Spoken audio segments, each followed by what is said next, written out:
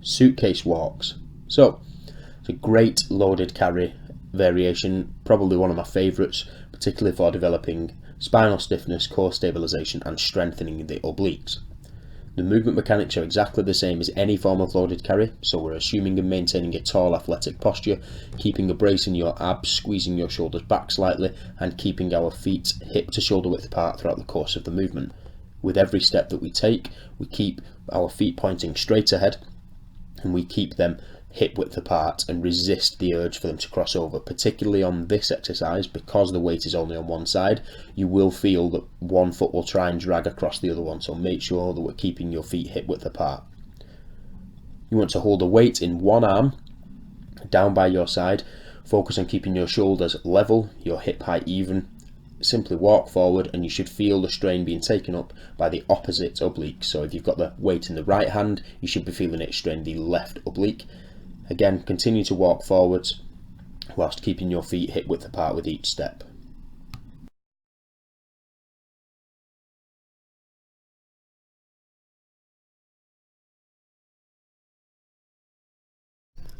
Okay guys, so the side plank.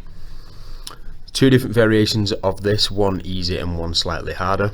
I would recommend to focus on quality over quantity within any movement, but particularly within this exercise as well, as we're looking at developing core stability around a neutral spine. So if you do need to use the easier alternative to start with, I would strongly recommend doing so. So you want to start by lying on your side with your elbow positioned directly underneath your shoulder.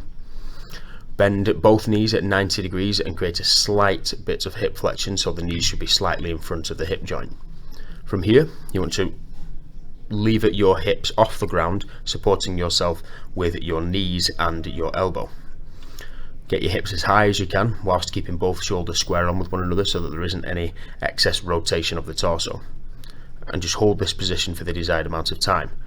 As you can see, the progression would be to straighten the legs out and this time support yourself with your feet and your elbow. Again, holding a solid neutral spine position throughout the course of the movement.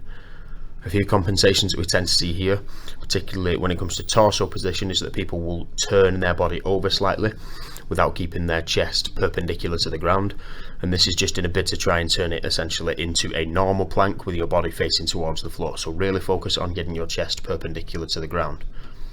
Hold the position for the desired amount of time, and again, make sure you're focusing on keeping your hips high throughout the course of the movement.